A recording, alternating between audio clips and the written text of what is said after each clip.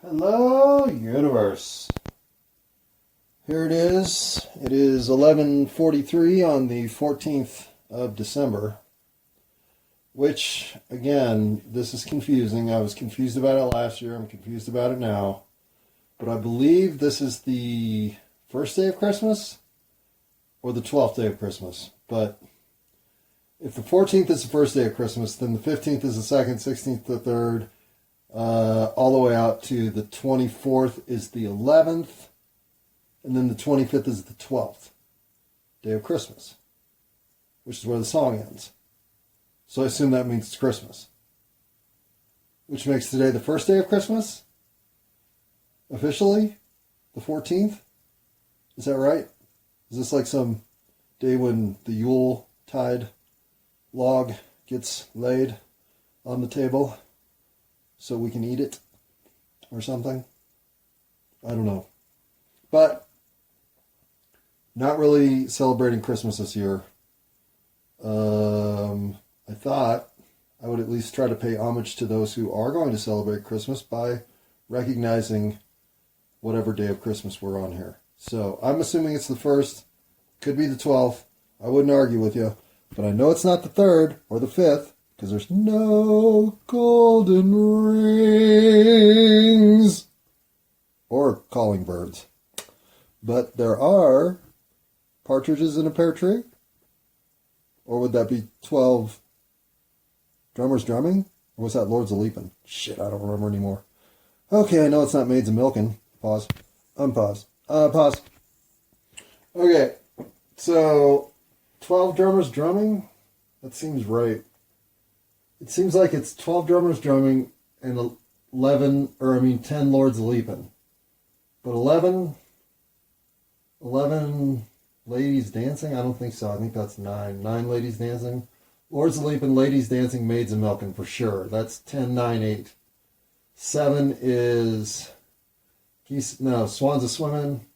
6 is geese a laying. 5 is golden rings. 4 is calling birds. 3 is French hen. 2 is turtle dove. And a partridge in a pear tree. So what the fuck is 11? 12 drummers drumming. 11 Lords of Leaping. 11. Fuck. I don't know. I don't know. There's a song I just don't know. I almost know it, but I don't know it. But I would bet that it's 10 Lords of Leaping, 9 ladies dancing, 8 maids of milking, 7 swans a swimming, 6 geese a laying, 5 golden rings, 4 calling birds, 3 French hens, 2 turtle doves, and a partridge in a pear tree. And I think it's 12 drummers drumming, but it could be 11 drummers drumming, and then it's 12 pipers piping. Is that it? 12 drummers drumming, 11 pipers piping? Fuck, I don't know. That might be it. Anyway, on to bigger and better things. Firing up the local cranium. All right. I got lost today in the delusion that this is all my one-man show. This is all for me. It's Total Recall, and I'm Arnold Schwarzenegger wearing the helmet. And the entire reality that I'm participating in is being constructed just simply for my enhancement, growth, self-improvement, self-inspection, challenge, obstacle overcome, etc., etc. And I have a really hard time talking myself out of this one. Because it seems so much more sensible that the thing would just be one giant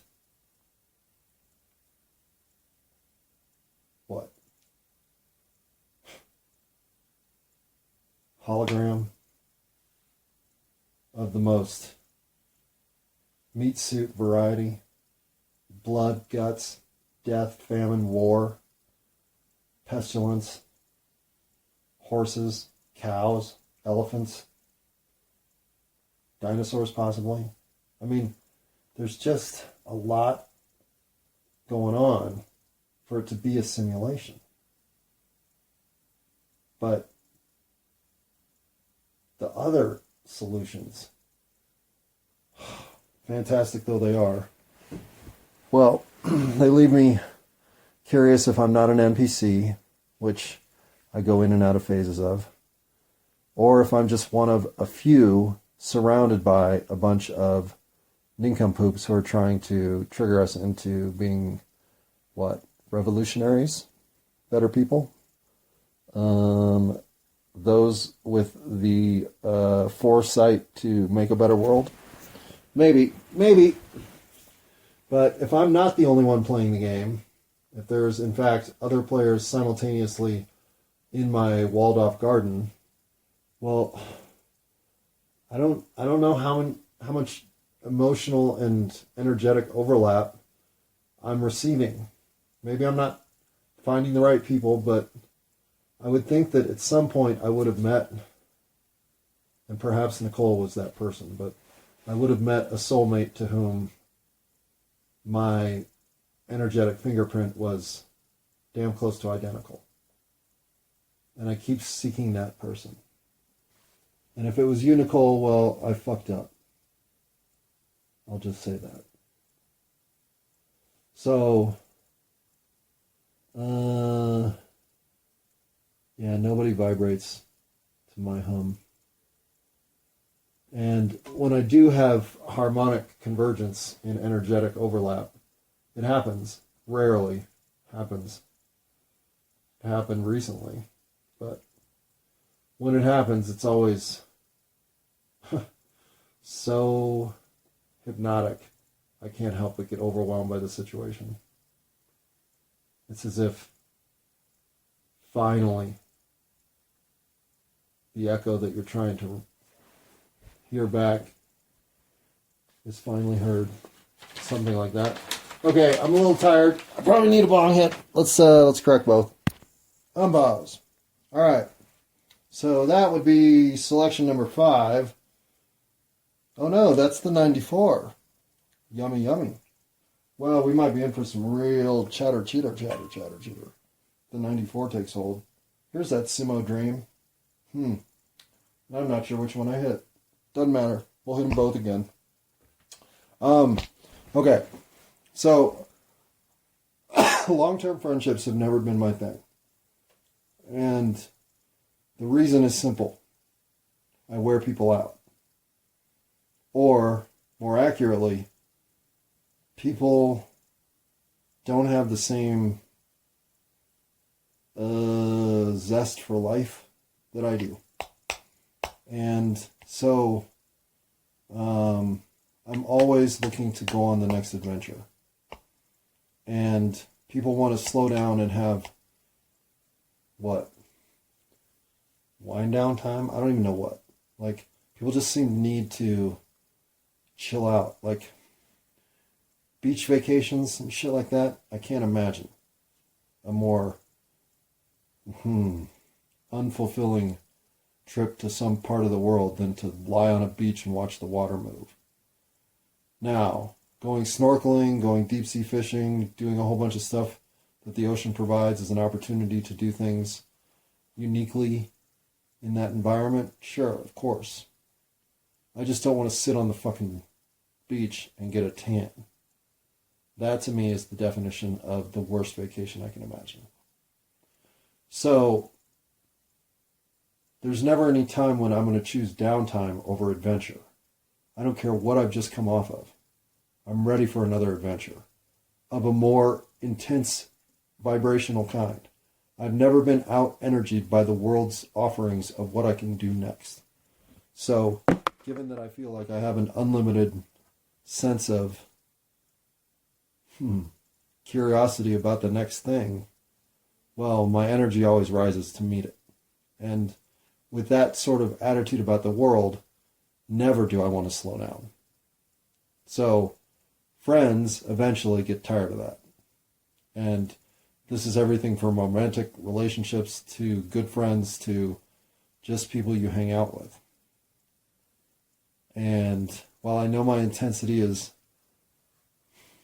usually higher than anyone in my proximity, occasionally I meet another person with whom I can elevate and amplify simultaneously the energy level between us, and we can just off to the races.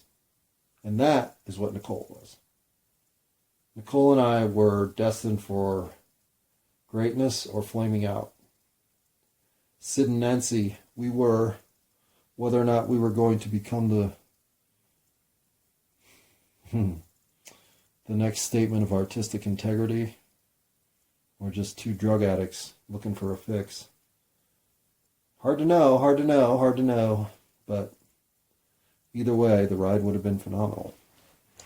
So, long-term friendships, no.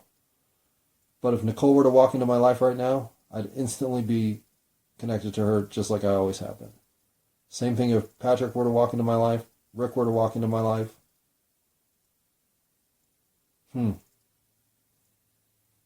Rebecca Walter were to walk into my life. Even Becky Blaze. Carrie Yoakum for sure. These were all good friends. I can't forget about Jennifer Wicke. Or Jean Noyes. Fuck. Yeah. Jean. Actually, Jean's changed quite a bit. Jean would be one person with whom there may be enough disconnect now that we wouldn't connect. Hard to say. But I hope all the changes for Jean have been for the better. But whatever I'm talking about is shit nobody else in the universe even cares about. Not even the people I'm talking about. Is it better to be in a padded illusion or a harsh reality? Essentially the question posed to that Sopranos dude in The Matrix. Is it better? No. I mean, here's the thing, though. At some point, it is. It is better for me to allow my mom to remain in a padded sense of her reality than to challenge it into a space where she can confront and see a true reality that right now her myopia and limited outreach is buffering her. And okay, she's not a Fox News head, but she's worse. She's a MSNBC The View head. And, okay, live in that bubble. But that's it. I would never, ever tolerate a circumstance in which I was living in a bubble or somebody I really cared about because of their potential to do good things with their life were living in a bubble. My mom's potential to do good things with her life are down to having family interactions and the security of no threats and danger in her home. She's a simple person with simple needs who likes to read a lot of books. So give her an environment in which she can do that and occasionally get artistic with the paints, and she's good. And she can flip on The View every day. And good for her. Let that be a cocoon of safety in which she ultimately feels no threat or despair. And I will believe that she had a successful final transition of life. But my dad, I don't know. Sometimes I want to just shake him up a little. He's got more in his head. He's got more working. He's got more doubt too. Plus, I think he's got more respect for me because, unlike my mom, he notices the changes that I'm actually undergoing. He sees those things. My mom just assumes I'm still the same person I was 15 years ago, 20 years ago, 30 years ago. It doesn't matter. She will never believe anything other than that's who I am. So to try to get her to see different versions of me is next to impossible. But my dad, being an observant motherfucker, well, he's noticed all along. And in fact, I think is surreptitiously downloading my podcast. Hi, Dad, if you are. But that said, I'm not here to be noticed, but I am here to help other people notice what maybe they're limiting themselves through a level of lens that they're wearing that they need not. There's no reason for my mom to have to live in a world of Whoopi Goldberg and whatever that other woman's name is.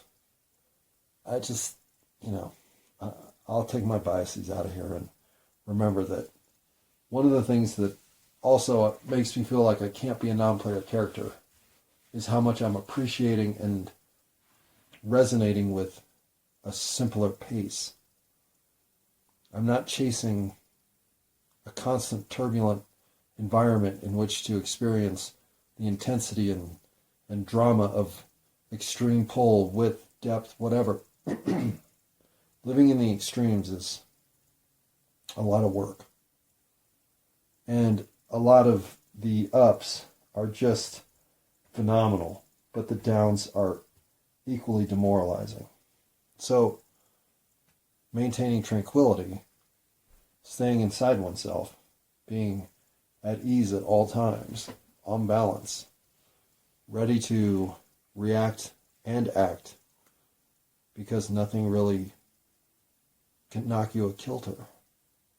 Well, that pace, downshifting, if you will, from fifth gear to third, is driving in a mode where you're at ease. It's relaxing. You still get places almost as fast, but you have a lot more time to understand the process of what you're going through, rather than constantly racing and missing some of the scenery that's crucial as you, wait, what was that? Right on by. So, as I think through what 2023 really did to me, it gave me a lot more tools to look inside myself, to know myself and my motivations, my reactions, my emotions. It gave me confidence that whatever disruptions may emerge, I am more than equipped to get through them. In fact, I expect to use all disruptions as opportunities to grow. I see them as nothing but challenges in which overcoming and discovering the strength in which I overcome those disruptions is the whole point. So, disruptive moments I almost look forward to. But being at ease is a hell of a lot less work. All right. One thing I do often is describe myself in what I consider my full 360 degrees of presentation. And having done so in an episode called Especially with Mushrooms, well, here's my attempt at 360 degrees of John.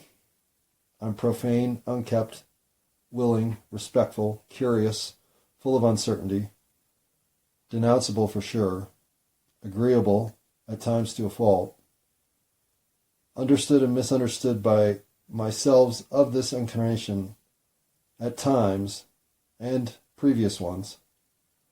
I'm splicing together and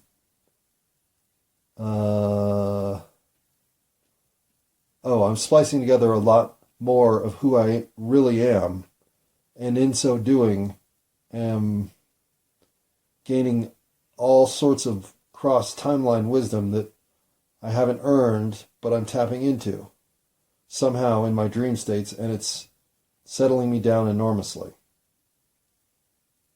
Life has been so much easier, and without the choppy seas, I'm still fascinated by everything day to day I'm going through, and how it is that I, as this character John, play the role of me being fulfilled by life as it is here in 8675309 Earth.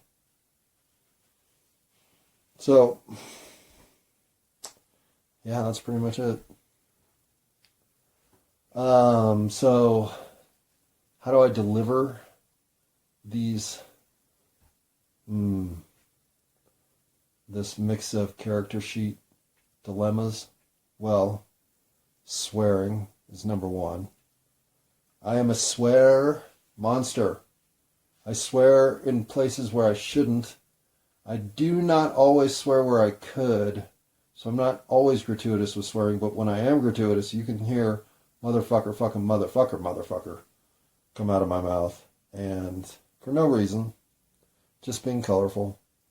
I don't use swearing in any way other than that as an explicit content recording of note, meaning I have denoted every single recording explicit content because I'm not going to stop swearing. I will use all the words that we have decided to come up with for English language speaking. Because the idea that we came up with some words and then said, but we can't use those words, is the dumbest thing I can think of. So, while I'd like to sometimes just do an entire episode where all I do is use swear words or words that can't be said on Sesame Street, well, that would be gratuitous. But goddamn if I'm not fucking tempted to get all this bullshit language pedigree of nonsense about what we can and can't say. Even though I do have words I won't say. So hypocrite, yeah, a little bit of hypocrite. You want to hear me say the N-word. But for reasons that historically have earned the stripe. You won't hear me say the C word because I still have a little respect for women. And you won't hear me say well, that's pretty much it. Any other word I might say. But saying any other racially divisive term, it's just not necessary. So you won't hear me say those things, except perhaps in jest. Well, even then, that's not funny. So, those terms I respect enough to sidestep them in language generally. As a white male, you never know what you're going to hear in the fucking Home Depot bathroom when another white dude saddles up next to you at the goddamn urinal and starts telling you a joke. But you can usually tell those people to fuck the hell off when they give you the offensive shit, and that their mind is too small for anything publicly denounced like that last comment to me in the men's room. I never asked for your racism, sir, so why you served it up to me, I just don't know. But now I'm washing my hands and going out and shopping, and if I see you again, and you tell me anything else racist, well, I'm going to run away from you. Alright, so expect me to swear, and not be racist, but run away from a racist if I happen to be engaged with one. But I doubt that's going to happen because everything that's really going on here is just a diatribe about me, what I go through, this spiritual epiphany I seem to have had to undergo for reasons that only the universe will tell me later. But this is all about me, and it's one long diatribe. Why you're still listening now is beyond me. This can't be of value to you. But carry on, do what you gotta do. I hope you're doing something productive, like cleaning the lid of your kitchen trash can where you've got all the guacamole and sour cream and rotting, what? Is that cottage cheese? Do you even know? I mean, could that be French onion dip? Maybe. But whatever it is, it shouldn't be on the lid of your trash can. That's gross. So go clean that off while you're listening to me. Then at least this is productive. So, don't expect to pull out the language card. Language, says Captain America. Oh, well, no, you still aren't invited. You weren't invited last year and you're not invited this year, buddy. We don't want to see you at the party. You're too straight-laced. But you can send some of that rum. Okay, does Captain America drink rum? No, if Captain America drinks alcohol, what would it be? Ethanol? That he stills back at the old shed? No, he'd be what would Captain America drink? Gin and tonic, I guess. I mean, he'd be a Tanqueray and tonic guy, right? Probably. Okay. This is not topical material for children. Yeah, you got that right. If you are letting children listen to me speak, you are just warping the mind of the innocent and the undeserving. So I blame you. This is not child material. Now, if you're a kid and you're sneaking around listening to podcasts that say explicit content everywhere, well, fuck you, you little shit. What the fuck are you thinking? Go listen to something educational. Go listen to something mind expansive. Go listen to something optimistic. Go listen to something about sex or anything but this. This is cynicism of the earned, lonely male, alone, myopic, wandering philosopher of ill intent. Kinda. I mean, you just don't want to listen to this. This isn't your stuff. This is like reading Tropic of Cancer when you're 13. Yeah, there's some parts in there that are fucking worth listening to, but there's a lot of shit in there you just don't understand. That's what this is. I'll see you in 10 years. But from now until then, go be optimistic. Go learn a fucking instrument. Go read some books. Okay? Now get off this podcast. So this isn't for kids. And whoever you are, as slowly as I speak, you've got to speed up the audio playback. 1.5 minimum. But just start working your way up from there. You'll be shocked how 2.05, 2.25, 2.5 even just starts to sound normal. Because I talk slow. So speed me up. You do that on any playback machine now. Even a browser has speeding up. So find the button that says 1.0x and then push it and see what options you get. And then push something like 1.75 and then go, oh, yeah, that's way better. Okay.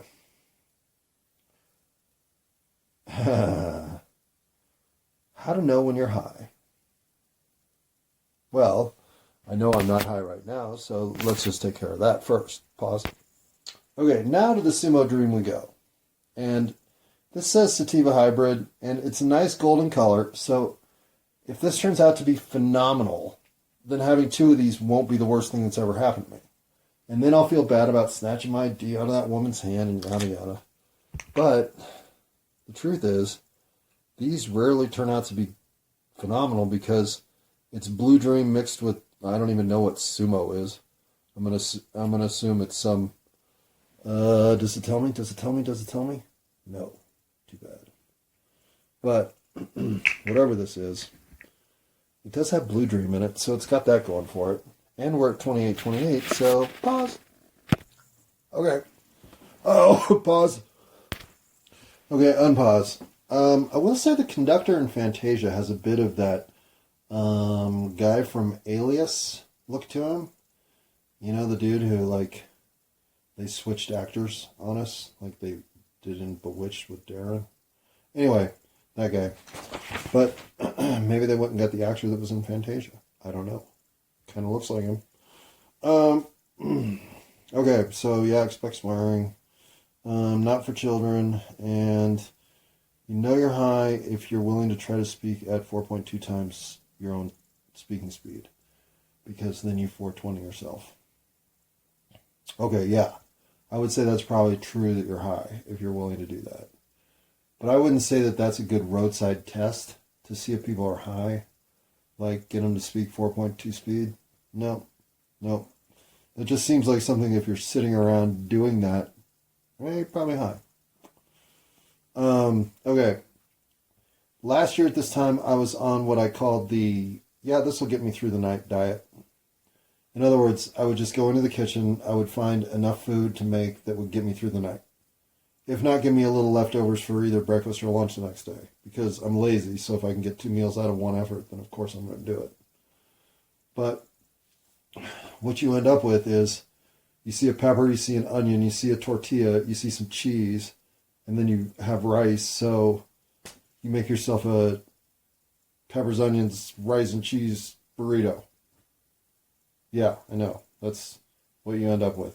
And you make enough rice, and then you have a little bit of peppers and onions left over that the next morning you just throw an egg in there, and now you've got, what?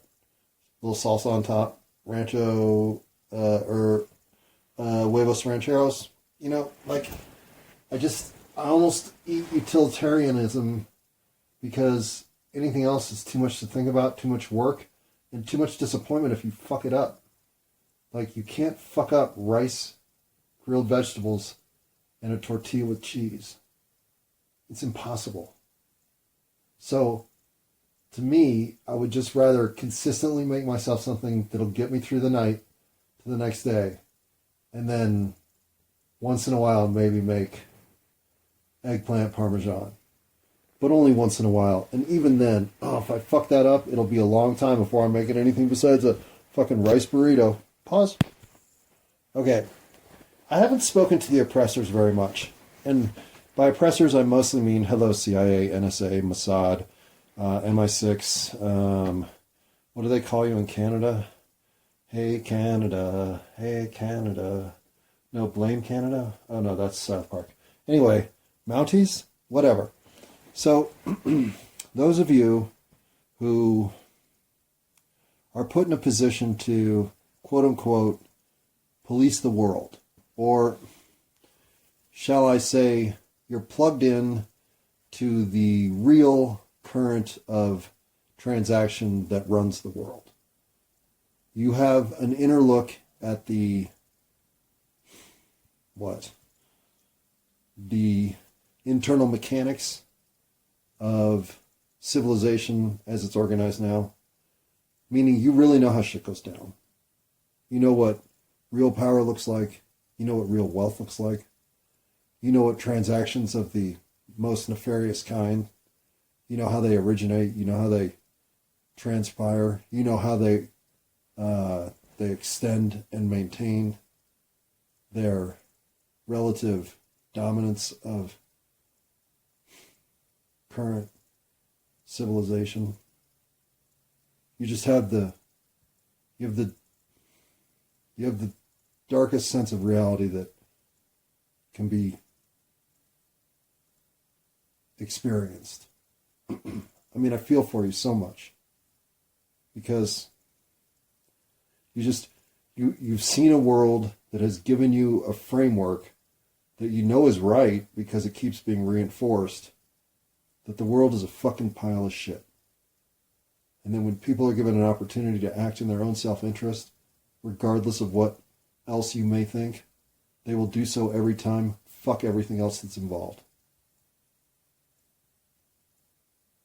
But you're wrong.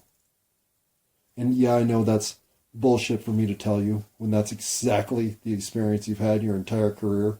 Everything that your outlook has ever said could be hopeful has been doused with that sense of stark fucking reality.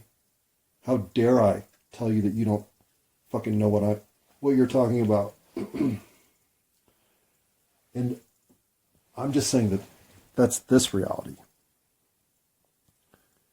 What do you dream about, you oppressors, who are forced into a position of authoritarian reaction to circumstances of unrest and dissociative potential? Those who must react to those uprisings before they can even get in motion. What do you dream about? What are your best dreams? Are they always family oriented? Or do you dream of other places? Do you go other places? Do you astral travel? Do you find yourself in bodies that you don't recognize? Do you find yourself in times you don't realize? Do you find yourself in simple situations, in comfort by just how simple everything is? Seriously, I really wonder. Or is everything just one adventure after another, after another, after another? Is everything just go, go, go, go, go, even in your dreams? I hope not. I mean, I hope not. I hope there's some release. Because this reality has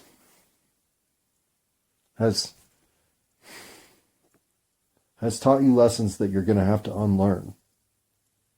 Because they're wrong. And you've earned those lessons. And you'll never totally unlearn them. That's not fair. But you'll have to come back from those experiences by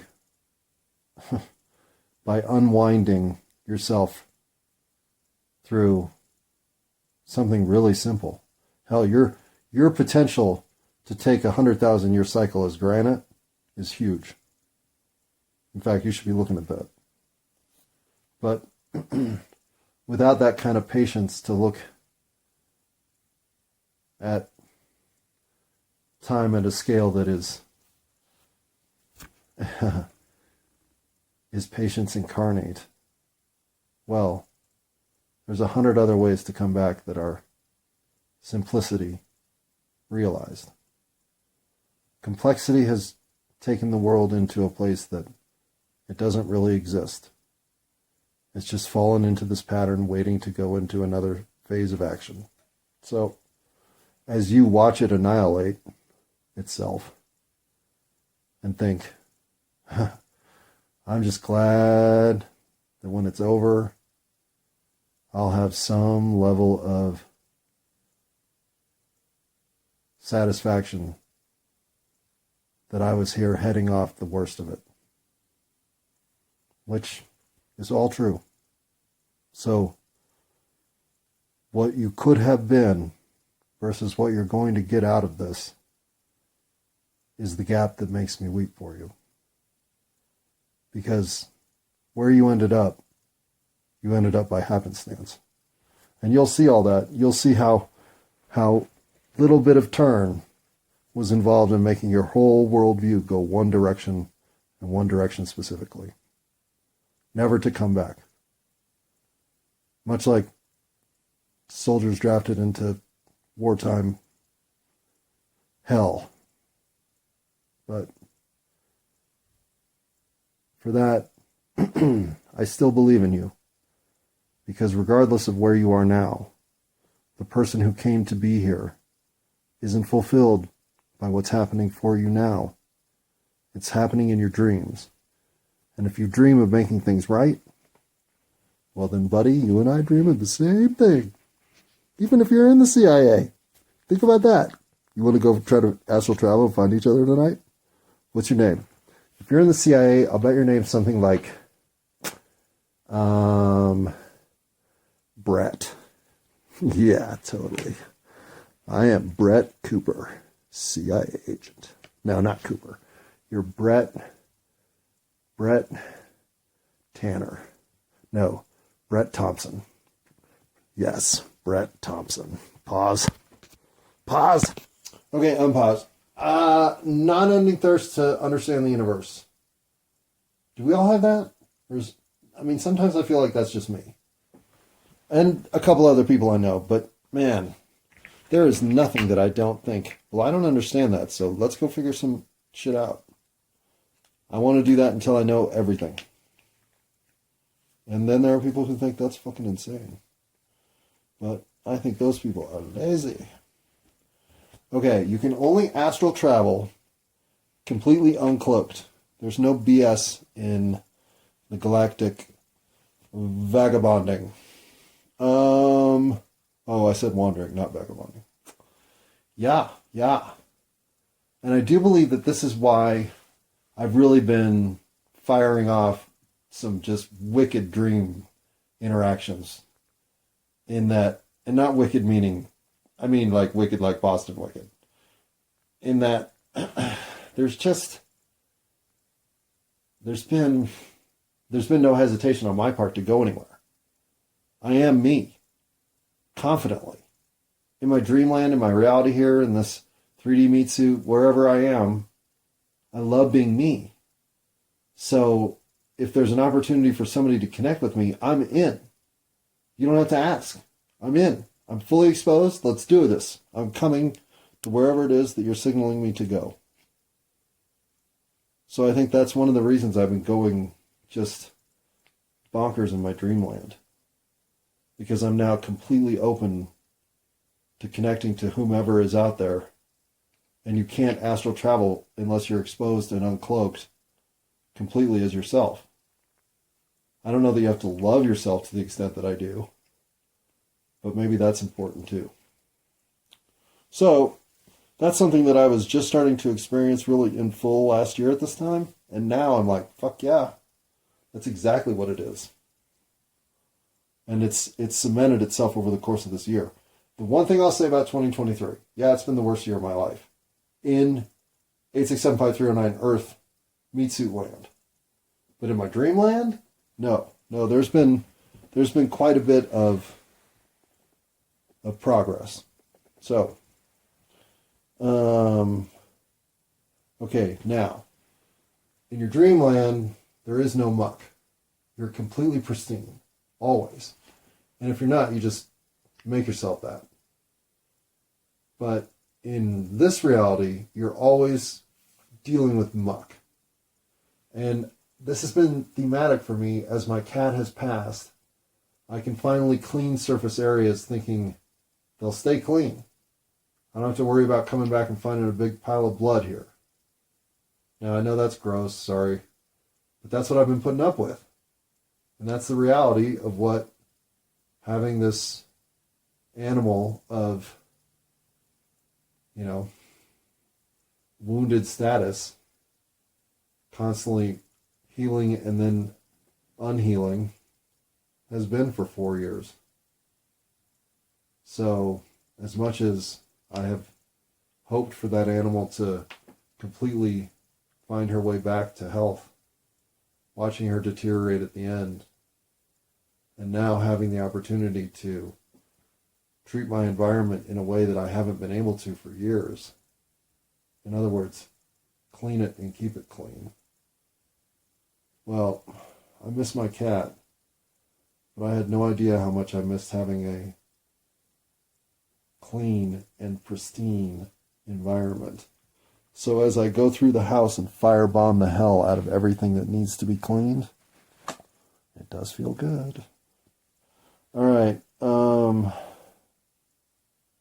So that's what the muck on this reality has been, cloaking my feelings of my animals suffering. Somewhere in there, as everything has moved to the next phase, well, a clean house is partly what I'm getting, and I appreciate it. Okay, so how do you get through the metaphorical muck? The muck in your mind, not the muck that's in your fucking house. Well, that you have to do through finding your true self and loving that self. Because once you're there, there's no more muck in your mind. Everything that comes into your mind is just something on which you are managing the variables so that you know what to react to and what to let go of. There's no more muck. Because if there's muck coming in, you just disregard it. It doesn't have a place. And if there's something that comes in that is filthy and needs to be cleaned up, well, you apply your sensitivity, kindness, understanding, forgiveness, whatever it is, to make sure that that energy can be purged. And then you move on. You're done. Holding on to anything in this reality is pointless. Otherwise, why are you here for linear time? Go live in some circular time universe if you want to keep cycling back on shit you've already done. But once you've done something, move on.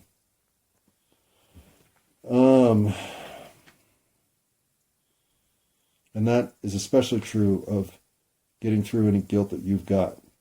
Drop it now. If you feel guilty about something, you've already felt enough guilt to drop it immediately. So get rid of it. How do you express true love for yourself at all times? By never having to second guess what you've done. By looking through your day and thinking, There may be an opportunity where your emotions or something else got you into a position where you chose something that you've been more, less reactive, more composed, something of that nature. You make a different option.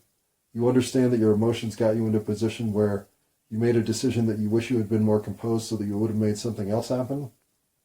But then the next time you just try to be more composed and make that decision. There's no guilt, there's no shame, there's nothing here. That's what happened. And you never regret not having been able to do something different because you didn't. You did what you did. Just next time do better. That's all there is. Keep doing better. Forgive yourself when you do weak. And that's how you express love for yourself at all times. Okay. How are we going to get the mega liars to come clean? This is a question I posed a year ago that I still have no answer for. Except the answer I've always had, which is 100% forgiveness. Whatever the fuck you've been up to that you've sort of gotten away with, that now you know you're threatening being exposed, or whatever other contemptible action you are accountable toward. Well, I say I forgive you, 100%. In fact, not only do I forgive you, but I absolve you of any feeling that you have done wrong. You followed intuition society provided for you, maybe to your detriment, maybe to society's detriment. But whatever you did, I probably could have done the same thing in different circumstances, and those different circumstances could have similarly just been exactly what you went through. Maybe I react exactly the same way you did. But whatever you're going through and have done, I say we forgive it all. Otherwise, how do we get out of the mess that is all the chicanery and lying that's going on at the deepest levels? If we're not going to absolve everything, who gets a slap on the wrist and who gets the guillotine? These are decisions I don't want to make. So I say, how do we get the mega liars to come clean? Forgive it all. Now, I know I'm alone on that little branch of the crazy tree, but should I be? What's your solution? Okay, I have not sponsored an episode by my favorite product, 91% isopropyl alcohol, very recently, so I'm going to use this opportunity to say that is a product that if you don't use, you are not leveraging your human meat suit to its fullest advantage. All right, timeline continuum flustercucks. Hopping around timelines in your dreams, concurrent, going into the past, going into the future. Okay. Again, number one thing, if you want to start dreaming in expansive and lucid, but meaningful and recurrent thematic chapters, you have to expose yourself entirely. There can be no hidden agenda. You can't be going out there to try to figure out why you can't get laid. The universe knows why you can't get laid. If you want to understand that, then you need to start meditating on your issues with your own self-esteem, confidence, whatever the fuck you got going on that's wrong. But those sorts of things are not how you are exposed to the universe. You're exposed to the universe by saying, I am willing to journey anywhere with anyone to experience anything because I'm so excited to be alive. I just want to experience what else there is to see. That's the energy that the universe picks up on. And that's the energy that, frankly, other entities can read and pull you into their realities. As long as you're coming in with nothing but curiosity and wonder, there are unlimited circumstances that want to share what they've got to show. So how open are you to being shown a universe filled with possibility, all of which may look foreign and and alien in ways that even you won't be able to process. But you'll feel it, right? And you'll know you're safe. You'll know you're traveling in ways that provide not just amazement, but wisdom, learning, progress, morality, conscience building efforts. It's all available as long as you're open to the experiences and believe in yourself enough to think you deserve them. So that's how you start. And once you start seeing more and more of these kinds of things, thank the universe for the opportunity to be shown what you're shown. If you can remember to do it in your lucid dreams, that's the best place to do it. But don't hesitate to do it in the middle of the day when you remember something that was truly moving in your dream. Thank the universe for giving you the opportunity to see that, meaning maybe you'll see more. I don't have loneliness in a life living alone. Just as true as it was a year ago. A year ago, I was really stalwart about wanting to be alone, needing to be alone, knowing I'm supposed to be alone. I think I was trying to head off the initial head turning of my arch nemesis, the guardian angel. But I'm not really sure because I only listened to one episode, so I don't really know where that went. And I'm not here to reminisce about where it goes because I know where it ends up. And where it goes from here doesn't matter. Because being alone, I think, is the arc I've always been on. And even my love for isopropyl alcohol, 91%, would that be companionship? Oh, I should stock up on that shit. Like, of all the things I'm going to want if the fucking zombie apocalypse happens, it's going to be isopropyl alcohol. But my apocalypse dreams really haven't happened in forever. So much so that I don't even want to talk about them anymore. In fact, that's the last time I'm talking about them unless they happen again. Because I truly believe you can invite that type of energy into your head, and I don't want to see it ever again. So I am happy to announce that even last year at this time when I noticed my apocalypse dreams had been gone for a while, well, they were gone all year. That's a good sign. I've been in that weird environment, that sun, that hazy red blood sky. Ugh. Nope, haven't seen that in a while. So, if we're going to end on a good note, well, is there a better note than 91% isopropyl alcohol? No, there isn't.